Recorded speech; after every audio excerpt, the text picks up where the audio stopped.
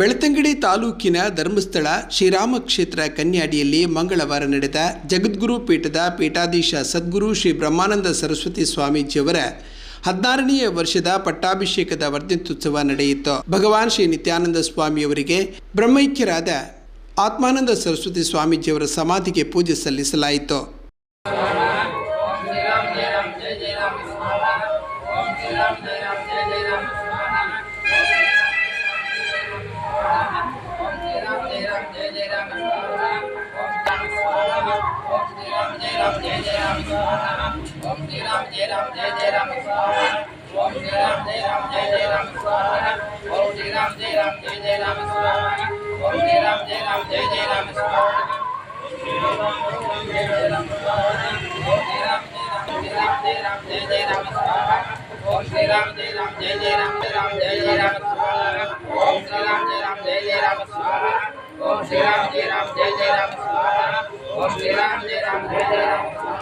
ನಂತರ ಶ್ರೀರಾಮ ಕ್ಷೇತ್ರದಲ್ಲಿ ಪೂಜೆ ಸಲ್ಲಿಸಲಾಯಿತು.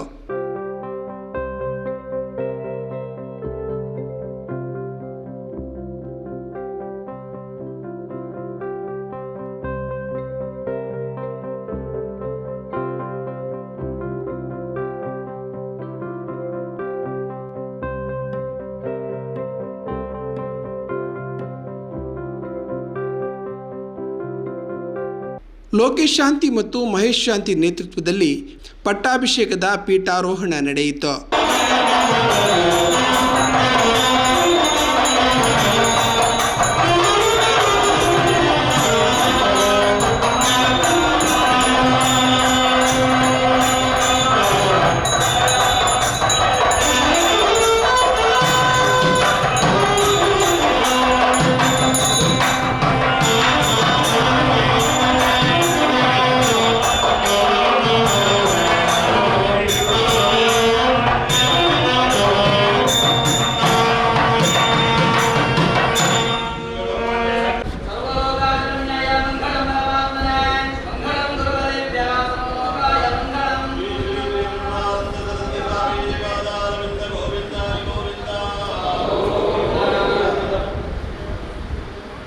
सद्गुरु श्री श्री ब्रह्मानंद सरस्वती महाराज पादारविंदಕ್ಕೆ ಗೋವಿಂದಾನಿ ಗೋವಿಂದ.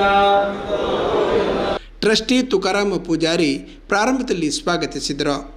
ಮೀನುಗಾರಿಕಾ ಸಚಿವ ಮಾಂಕಾಳ್ ಎಸ್ ವೈದ್ಯ, ವಿಧಾನ ಪರಿಷತ್ತು ಸದಸ್ಯರಾದ ಕೆ ಪ್ರತಾಪ್ ಸಿಂಗ್ ನಾಯ್ಕ್ ಮಾತನಾಡಿದರು. 16 ವರ್ಷದ ಹಿಂದೆ ಪರಮ ಪೂಜ್ಯ ಗುರುಗಳು ಪಟ್ಟಾಭಿಷೇಕವನ್ನು ಮಾಡಿ ಈ ಸಂಸ್ಥಾನವನ್ನು ದೇಶದ ಉದ್ದಗಲಕ್ಕೆ ಕೊಂಡೊಯ್ಯುವಂಥ ಕೆಲಸವನ್ನು ಮಾಡಬೇಕು, ಎಲ್ಲ ಭಕ್ತಾದಿಗಳಿಗೆ ಆ ಸಂದರ್ಭದಲ್ಲಿ ಮಾರ್ಗದರ್ಶನವನ್ನು ಮಾಡಬೇಕು, ಎಲ್ಲರನ್ನ ಮುಂಚೂಣಿಗೆ ತರಬೇಕು ಅನ್ನುವಂಥ ಒಳ್ಳೆಯ ಉದ್ದೇಶದಿಂದ 16 ವರ್ಷನೂ ನಮ್ಮನ್ನೆಲ್ಲ ಕರ್ಕೊಂಡು ಹೋಗಿ ಒಂದು ಒಳ್ಳೆಯ ಕೆಲಸವನ್ನು ಮಾಡ್ತಾ ಇದ್ದಾರೆ. ನಾವು ಈ ಸಂದರ್ಭದಲ್ಲಿ ಗುರುಗಳಿಗೆ ಶರಣಾಗಬೇಕು. ಗುರುಗಳ ಉದ್ದೇಶ ಇಷ್ಟೇ,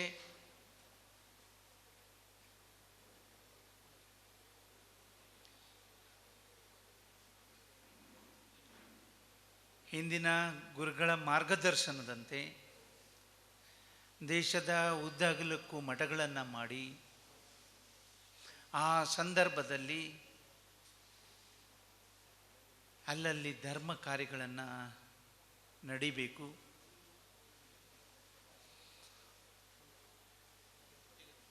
ನಮಗೆಲ್ಲರಿಗೂ ಮಾರ್ಗದರ್ಶನ ಮಾಡಬೇಕು, ಆಶೀರ್ವಾದ ಮಾಡಬೇಕು. ನಾವು ಆಗಾಗ ಎಲ್ಲಾದರೂ ವ್ಯತ್ಯಾಸ ಮಾಡಿಕೊಳ್ತೇವೆ ಅಥವಾ ಮಾಡ್ತೇವೆ ಅಥವಾ ಆಗಿಬಿಡ್ತದೆ.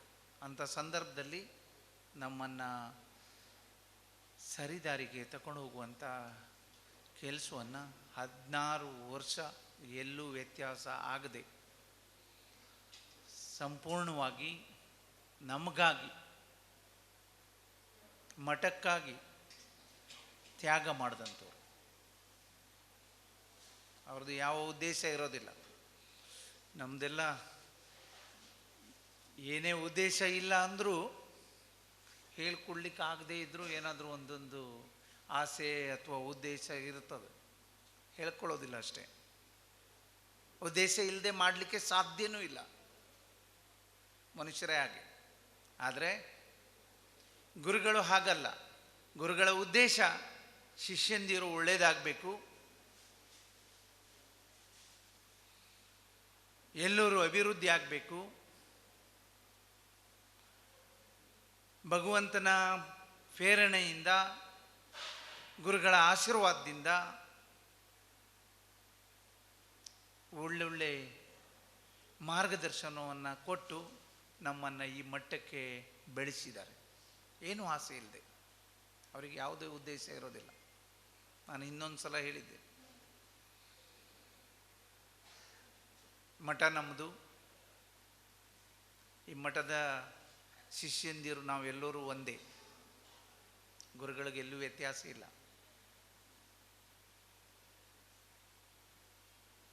ಅವರ ಮಾರ್ಗದರ್ಶನ, ಅವರ ಆಶೀರ್ವಾದ, ಅವ್ರಿಗೂ ಏನಾದರೂ ಆಸೆ ಇದೆ ಅಂದರೆ ಇಷ್ಟೇ, ನಮ್ಮ ಶಿಷ್ಯಂದಿರು ಎತ್ತರಕ್ಕೆ ಬೆಳೆಯಬೇಕು, ಅವರ ಆಸೆ. ಅದು ಆಗ್ತಾ ಇದೆ. ಕಾಲ ಕಾಲಕ್ಕೆ ಎಲ್ಲೂ ವ್ಯತ್ಯಾಸ ಆಗದೆ ಎಲ್ಲ ರೀತಿಯಿಂದ ಎಲ್ಲರನ್ನ ಒಗ್ಗೂಡಿಸ್ಕೊಂಡು ಎಲ್ಲರಿಗೂ ಆಶೀರ್ವಾದವನ್ನು ಮಾಡಿ ಹೇಳಿದ್ರು. ಹೇಳುವಾಗ ಅಯೋಧ್ಯೆಯಲ್ಲಿ ಮಾಡಿದ್ದಾರೆ. ನಾವು ಕಥೆಗಳನ್ನು ಕೇಳ್ತೇವೆ, ಆದರೆ ಆ ಕಥೆಯ ಅರ್ಥ ಗೊತ್ತಿರೋದಿಲ್ಲ. 12 ಜನ ಬುದ್ಧಿವಂತರ ಕತೆ ನಾವು ಬಾಲ್ಯದಲ್ಲಿರುವಾಗಲೇ ಓದಿದ್ದೇವೆ. ತಿರುಗಾಟಕ್ಕೆ ಹೋದಂತಹ 12 ಮಂದಿ ಹೊಳೆ ದಾಟುವಾಗ ಎಲ್ಲರೂ ಹೊಳೆ ದಾಟಿದ್ದಾರೋ ಅಂತ ಹೇಳುವಂತಹ ದೃಷ್ಟಿಯಲ್ಲಿ ಲೆಕ್ಕ ಮಾಡುವಾಗ 11 ಮಂದಿ ಕಂಡು ಗಾಬರಿಯಾದರಂತೆ. ಹೇಗೆ ಲೆಕ್ಕ ಮಾಡಿದರೂ ಇವರಿಗೆ 11 ಲೆಕ್ಕ ಬರ್ತಾ ಇದೆ. ದಾರಿಯಲ್ಲಿ ಒಬ್ಬರು ಮಹಾತ್ಮರು ಗುರುಗಳು ಸಾಗುವಾಗ ಹೀಗೆ ನೋಡಿದ್ರಂತೆ. ಇವರು ಸಮಸ್ಯೆಯಲ್ಲಿದ್ದಾರೆ, ಏನು ಅಂಥೇಳಿ ಪ್ರಶ್ನೆ ಕೇಳಿದಾಗ, ಗುರುಗಳೇ, ನಾವು ಹೊರಡುವಾಗ 12 ಮಂದಿ ಇದ್ದೆವು, ಆದರೆ ಈಗ 11 ಮಂದಿ ಇದ್ದೇವೆ ಅಂಥೇಳಿ ಹೇಳಿದ್ರಂತೆ. ಗುರುಗಳು ಒಮ್ಮೆ ನೋಡಿದರೆ ಇವರು 12 ಮಂದಿ ಇದ್ದಾರೆ, ನೀವು ಇನ್ನೊಮ್ಮೆ ಲೆಕ್ಕ ಮಾಡಿ ಅಂಥೇಳಿ ಹೇಳಿದ್ರಂತೆ. 1 2 3 4 ಹೀಗೆ ಲೆಕ್ಕ ಮಾಡ್ತಾ 11 ಅಂತೇಳಿ ಹೇಳಿದ್ರಂತೆ. ಗುರುಗಳು ಆವಾಗ 11 ಅಂತೇಳಿ ಹೇಳುವಾಗ ಆ ಕೈ ಬೆರಳನ್ನು ಹಿಡಿದು ಅದನ್ನು ತಿರುಗಿಸಿ ಅವನ ಕಡೆಗೆ ಹಾಕಿ 12ನೇವ ನೀನೇ ಅಂಥೇಳಿ ಹೇಳಿದ್ರಂತೆ. ನಾವು ಸಂಸಾರದ ತಾಪತ್ರಯದಲ್ಲಿ ನಾವು ಯಾರು ಅಂತ ಹೇಳುವಂಥದ್ದು ನಮ್ಮನ್ನು ಲೆಕ್ಕಕ್ಕೆ ತೆಗೆದುಕೊಳ್ಳದೆ ಇಡೀ ಸಂಸಾರದಲ್ಲಿ ಮುಳುಗಿರುತ್ತೇವೆ. ಗುರುಗಳು ನಿಜವಾದ ರೀತಿಯಲ್ಲಿ ನೀನು ಯಾರು ಅಂತ ಹೇಳುವಂಥದ್ದನ್ನು ತೋರಿಸಿಕೊಡ್ತಾರೆ, ಬೆಳಕನ್ನು ಕೊಡ್ತಾರೆ. ಅದಕ್ಕೆ ಗುರು ಅಂತ ಹೇಳಿದರೆ ಬೆಳಕು. ನಾವೆಲ್ಲ ಹೊರಗಿನ ಜಗತ್ತಿನಲ್ಲಿ ಎಲ್ಲ ಸಂತೋಷವನ್ನು ಹುಡುಕ್ತಾ ಇದ್ದೇವೆ. ನಿಜವಾದ ಸಂತೋಷ ಹೊರಗಿಲ್ಲ, ನಿನ್ನೊಳಗಿದೆ ಅಂತ ಹೇಳುವಂತಹ ಸನಾತನ ಪರಂಪರೆಗೆ ಗುರುವಿನ ಮಾರ್ಗದರ್ಶನವೇ ಈ ಸಂಗತಿಯನ್ನು ತೋರಿಸಿಕೊಟ್ಟದ್ದು. ಈ ದೃಷ್ಟಿಯಲ್ಲಿಯೇ ಗುರುವಿಗೆ ವಿಶೇಷ ಸ್ಥಾನ ಇದೆ. ಗುರುಗಳು ಕಳೆದ 16 ವರ್ಷಗಳಿಂದ, ನಾನು ನಿತ್ಯಾನಂದ ಸ್ವಾಮೀಜಿಯವರ ಶಿಷ್ಯರಾದಂತಹ ಆತ್ಮಾನಂದ ಸ್ವಾಮೀಜಿಯವರು ಇಲ್ಲಿ ಬಂದು ಭಜನೆಯ ಮೂಲಕ ಪ್ರಾರಂಭಿಸಿದಂತಹ ಮಠ ಇದು. ಶ್ರೀರಾಮನಾಮಕ್ಕೆ, ಆ ತಾರಕ ಮಂತ್ರಕ್ಕೆ ಎಂತಹ ಶಕ್ತಿ ಇದೆ. ಸಪ್ತಾಹವೇ ಈ ಭಜನಾ ಮಂದಿರದಲ್ಲಿ ಒಂದು ರೀತಿಯಲ್ಲಿ ಒಂದು ವಾತಾವರಣವನ್ನು ಸೃಷ್ಟಿ ಮಾಡಿರುವಂಥದ್ದು, ಒಂದು ಶಕ್ತಿಯನ್ನು ನಿರ್ಮಾಣ ಮಾಡಿರುವಂಥದ್ದು. ಆ ತಾರಕ ಮಂತ್ರದ ಕಾರಣಕ್ಕೆ ಇವತ್ತು ಭವ್ಯವಾದಂತಹ ಅಯೋಧ್ಯೆಯಂತಹ ರಾಮ ಮಂದಿರವಾಗಿ ಇದು ಪರಿವರ್ತನೆಗೊಂಡಿದೆ. ಸಾಮಾಜಿಕ ಧಾರ್ಮಿಕ ಮತ್ತು ರಾಜಕೀಯ ಮುಂದಾಳು ಹರಿಕೃಷ್ಣ ಬಂಟ್ವಾಳ ಈ ವೇಳೆ ಮಾತನಾಡಿದರು. ಆದರೆ ದೇಶಕ್ಕೆ ಸಲ್ಲತಕ್ಕಂತಹ ಮಾನವ ಕುಲಕ್ಕೆ ಸಲ್ಲತಕ್ಕಂತಹ ಸಂತರ ಸಂಖ್ಯೆ ಕಡಿಮೆ ಇದೆ. ನನಗೊಂದು ಸಂತೋಷ ಏನು ಅಂತ ಕೇಳಿದರೆ, ಇವತ್ತಿನ ಈ ನಮ್ಮ ರಾಮಕ್ಷೇತ್ರದ ನಮ್ಮ ಸಂತ ಬ್ರಹ್ಮಾನಂದ ಸದ್ಗುರು ಸ್ವಾಮೀಜಿಗಳು ಯಾವುದೇ ಜಾತಿಗೆ ಸೇರಿದಂಥ ಸ್ವಾಮೀಜಿಗಳಲ್ಲ, ಯಾವ ರಾಜಕಾರಣಕ್ಕೂ ಸೇರಿದ ಸಂತರಲ್ಲ. ಅವರು ಸಂಪೂರ್ಣ ಹಿಂದುತ್ವಕ್ಕೆ ಮತ್ತು ಈ ರಾಷ್ಟ್ರಕ್ಕೆ ಸೇರತಕ್ಕಂಥ ಸಂತ ಆಗಿದ್ದಾರೆ ಅನ್ನೋದು ಸಂತೋಷಕರವಾದ ವಿಚಾರ.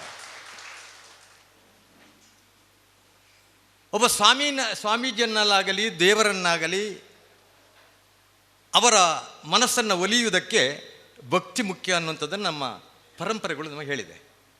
ಭಗವದ್ಗೀತೆಯಲ್ಲಿ 4ನೇ ಅಧ್ಯಾಯದಲ್ಲಿ ಒಂದು ಕೃಷ್ಣ ಹೇಳ್ತಾನೆ, ನೀನು ದೊಡ್ಡ ಪೂಜೆ ಮಾಡಿದರೂ ನಾನು ಒಲಿಯುವುದಿಲ್ಲ, ನೀನು ನನಗೆ ಆಭರಣ ಹಾಕಿದರೂ ನಾನು ಒಲಿಯುವುದಿಲ್ಲ, ನಾನು ಒಲಿಯುವುದು ಭಕ್ತಿಗೆ ಮಾತ್ರ. ಅದು ಎಂಥ ಭಕ್ತಿ? ಪತ್ರಂ ಪುಷ್ಪಂ ಫಲಂ ತೋಯಂ ಯೋ ಮೇ ಭಕ್ತ ಪ್ರಣಶ್ಯತಿ ಅಂತ. ಯಾರಾದರೂ ದೇವರನ್ನು ಒಲಿಬೇಕು ಅಂತಾದರೆ ದೊಡ್ಡ ದೊಡ್ಡ ಆಹಾರ ಅದು ಯಾವುದು ಬೇಕು ಅಂತಿಲ್ಲ. ಪತ್ರ ಅಂದರೆ ಒಂದು ಎಲೆ, ಪುಷ್ಪ ಒಂದು ಎಸಳು ಸಾಕಂತೆ, ಒಂದು ಫಲ ಸಣ್ಣದು ನೇರಳೆ ಹಣ್ಣು ಸಾಕಾಗುತ್ತದೆ, ಒಂದು ಚಮಚ ನೀರು.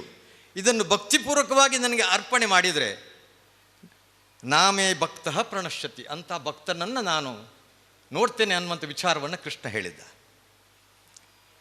ನಾನು ಮೊನ್ನೆ ಕುಮಟಕ್ಕೆ ಹೋಗಿದ್ದೆ ಚಾತುರ್ಮಾಸಕ್ಕೆ. ಮಾಕಾಳ ವೈದ್ಯರ ಬೆವರು ಅಲ್ಲಿ ಕಂಡಿದ್ದೆ, ನಾನು ನೋಡಿದ್ದೇನೆ. ಭಟ್ಕಳದ ನೋಡಿದ್ದೇನೆ. ಇಲ್ಲಿ ಕುಳಿತವರಿದ್ದಾರೆ ತುಂಬ ಜನ.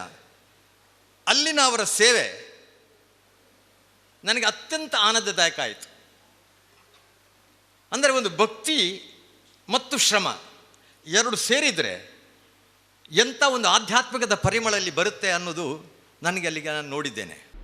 ಚಾತುರ್ಮಾಸ ಸಮಿತಿಯ ಪ್ರಧಾನ ಸಂಚಾಲಕ ಜಯಂತ್ ಕೋಟ್ಯಾನ್, ಮಾಜಿ ಶಾಸಕ ಕೆ ಪ್ರಭಾಕರ್ ಬಂಗೇರ, ಕಾರ್ಪೊರೇಟರ್ ಕಿರಣ್ ಕುಮಾರ್, ಗೌಡರ ಯಾನೆ ಒಕ್ಕಲಿಗರ ಸಂಘದ ಅಧ್ಯಕ್ಷರಾದ ಕುಶಾಲಪ್ಪ ಗೌಡ, ಭಟ್ಕಳ ಚಾತುರ್ಮಾಸ ಸಮಿತಿಯ ಅಧ್ಯಕ್ಷರಾದ ಕೃಷ್ಣನಾಯ್ಕ್, ಬಂಟ್ವಾಳ ಮೂಡ ಅಧ್ಯಕ್ಷರಾದ ಬೇಬಿ ಕುಂದರ್ ಉಪಸ್ಥಿತರಿದ್ದರು. ಆಶೀರ್ವಚನ ನೀಡಿದ ಶ್ರೀಗಳು ಮಾತನಾಡುತ್ತಾ, ಸನಾತನ ಧರ್ಮವನ್ನು ಸಮೃದ್ಧಿಗೊಳಿಸುವ ಶಕ್ತಿ ಹಿಂದೂ ಸಮಾಜಕ್ಕಿದೆ. ಆದರೆ ರಾಷ್ಟ್ರದಲ್ಲಿ ರಾಷ್ಟ್ರೀಯತೆಯ ಕೊರತೆ ಜೊತೆಗೆ ವೈಷಮ್ಯ ಭಾವವು ದೇಶದ ಬಲಾಢ್ಯತೆಗೆ ಹೊಡೆತ ನೀಡಿದೆ.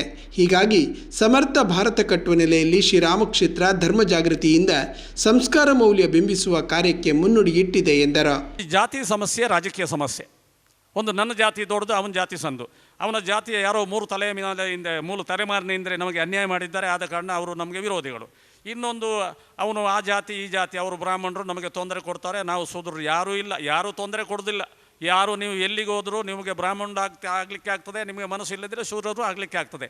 ನೀವು ನಿಮ್ಮ ಸಂಸ್ಕಾರವನ್ನು ಬಿಟ್ಟಾಗ ಶೂದ್ರರಾಗ್ತೀರಿ, ನಿಮ್ಮ ಸಂಸ್ಕಾರವನ್ನು ಎತ್ತರಿಸಿದಾಗ ಬ್ರಾಹ್ಮಣರಾಗ್ತೀರಿ ಅಂತ ಶಾಸ್ತ್ರ ಇರ್ತದೆ. ಆ ನಿಟ್ಟಿನಲ್ಲಿ ನಾವು ಯಾರನ್ನೂ ದೂರುವುದು ಬೇಡ, ನಮ್ಮ ದಾರಿಯನ್ನು ನಾವೇ ಶಿಷ್ಟಿಸ್ಕೊಳ್ಬೇಕಂತೆ ಶಾಸ್ತ್ರ ಇರ್ತದೆ. ಅದು ಭಗವದ್ಗೀತೆ ಇರ್ಬೋದು ಅಥವಾ ನಮ್ಮ ಉಪನಿಷತ್ತುಗಳಿರ್ಬೋದು. ಭಗವದ್ಗೀತೆಯಲ್ಲಿ ಒಂದು ಕಡೆಯಲ್ಲಿ ಭಗವಂತ ಅದನ್ನು ಹೇಳ್ತಾನೆಲ್ಲ, ಉದ್ಧಾರ ಯದಾತ್ಮನಾತ್ಮನ ಆತ್ಮನ ಮೌಸಾದೇತ ಆತ್ಮಯೋ ಆತ್ಮನೋ ಬಂದ ಆತ್ಮಯೋ ಪರಾತ್ಮನ. ಉದ್ಧಾರ ಯದಾತ್ಮನಾತ್ಮನ ಆತ್ಮನ ಮೌಸಾದ. ನಿನ್ನ ಆತ್ಮವನ್ನು ನೀನೇ ಉದ್ಧರಿಸಬೇಕು, ನಿನ್ನ ಆತ್ಮಕ್ಕೆ ನೀನೇ ಬಂದು ನಿನ್ನ ಆತ್ಮಕ್ಕೆ ನೀನೇ ವಿರೋಧಿ ಅಂತ ಹೇಳ್ತಾನೆ. ಆದ ಕಾರಣ ನಮಗೆ ಅವರು ವಿರೋಧ ಮಾಡ್ತಾರೆ, ಇವರು ವಿರೋಧ ಮಾಡ್ತಾರೆ ಅಂತ ನಾವು ಚಿಂತಿಸುವಂಥ ಅಗತ್ಯ ಇಲ್ಲ. ನಾವು ಪೂರ್ವ ಪುಣ್ಯದಿಂದ ಅಲ್ಲಿ ಪಡ್ಕೊಂಡು ಬಂದಿದ್ದೇವೆ, ಅದಕ್ಕೆ ಅನುಸಾರವಾಗಿ ನಾವು ಇವತ್ತು ಇಲ್ಲಿ ಪೀಠದಲ್ಲಿ ಕೂತಿದ್ದೇವೆ. ನಿಮ್ಮ ಮುಂದೆ ಪ್ರವಚನವನ್ನು ಮಾಡ್ತೇನೆ, ಅದರಲ್ಲಿ ಒಳ್ಳೆಯದೇ ಮಾಡಬೇಕು. ಅಲ್ಲಿಂದ ಪಡ್ಕೊಂಡು ಬಂದಿದ್ದಾರೆ ಎಂಬ ಗರ್ವ ತೋರಿಸಬಾರ್ದು. ಈಗ ನೋಡಿ, ಇಲ್ಲಿಂಥ ರಾಜಕಾರಣಿಗಳು ಅನೇಕ ಜನ ರಾತ್ರಿ ಹಗಲು ನಿದ್ರೆ ಬಿಟ್ಟು ಊಟ ಬಿಟ್ಟು ಎಲ್ಲೆಲ್ಲಿ ತಿರುಗಾಡ್ತಾ ಇದ್ದಾರೆ. ನಮಗೆ ಒಂದೊಂದು ಸಲ ಅನಿಸ್ತದೆ, ನಮ್ಮ ಬದುಕಿಂದಲೂ ಅವರ ಬದುಕು ಕೂಡ ಅಷ್ಟೇ ಕಷ್ಟ ಇತ್ತು. ಜನರನ್ನ ಬಯಸ್ಕೊಳ್ಳೋದು, ನಿದ್ರೆ ಬಿಡೋದು, ಎಲ್ಲರೂ ಇದನ್ನು ಅನುಭವಿಸಿದವರೆಲ್ಲ ಒಂದಷ್ಟು ಪರಿಶ್ರಮ ಪಡ್ತಾ ಇದ್ದಾರೆ. ಒಟ್ಟಾರೆ ಮೇಲೆ ನಮ್ಮ ಎಲ್ಲರ ಉದ್ದೇಶ ಜನಕಲ್ಯಾಣಕ್ಕಾಗಿರಬೇಕು. ಆದ ಕಾರಣ ಆ ಒಂದು ಸಂದರ್ಭವನ್ನು ಆ ರೀತಿ ನಾವು ನೆನೆಸ್ಕೊಂಡ್ರೆ ನಮ್ಮ ಜನ್ಮ ಸಫಲತೆಯನ್ನು ಪಡಿತಂತೆ. ಇಲ್ಲದಿದ್ದರೆ ಬರೀ ನಾನು, ನನ್ನ ಅಂಗಡಿ, ನನ್ನ ಉದ್ಯೋಗ, ನನ್ನ ವ್ಯಾಪಾರ, ನಮ್ಮ ಇಂಡಸ್ಟ್ರಿ ಇಷ್ಟೇ ತಿಳ್ಕೊಂಡ್ರೆ ಪ್ರಾಣಿಗಳಿಂದ ನಮಗೆ ಏನು ವ್ಯತ್ಯಾಸ ಆಗ್ತದೆ? ಮನುಷ್ಯನಾಗಿ ಜನ್ಮ ಕೊಟ್ಟ ಮೇಲೆ ಜಗತ್ ಕಲ್ಯಾಣವೇ ನಮ್ಮ ಪರಮ ಕೈಂಕರ್ಯ ಆಗಬೇಕು. ಅದು ಸೇವೆ ಭಗವಂತನ ಸಾನ್ನಿಧ್ಯಕ್ಕೆ, ಭಗವಂತನ ಹತ್ತಿರ ಹೋಗಲಿಕ್ಕೆ ದೊಡ್ಡ ಒಂದು ರಸ್ತ ಅಂತ ಹೇಳ್ಬೋದು, ನೇಷನ್ ಲೈವ್ ಅಂತ ಹೇಳ್ಬೋದು. ಸೇವಾಭಾವ ಅಂದರೆ ತ್ಯಾಗದಿಂದ ನಾವು ಸೇವೆಯನ್ನು ಮಾಡ್ತಾ ಇರಬೇಕು. ಅಪಾರ ಸಂಖ್ಯೆಯ ಭಕ್ತಾದಿಗಳು ಶ್ರೀಗಳ ಆಶೀರ್ವಾದ ಪಡೆದರು.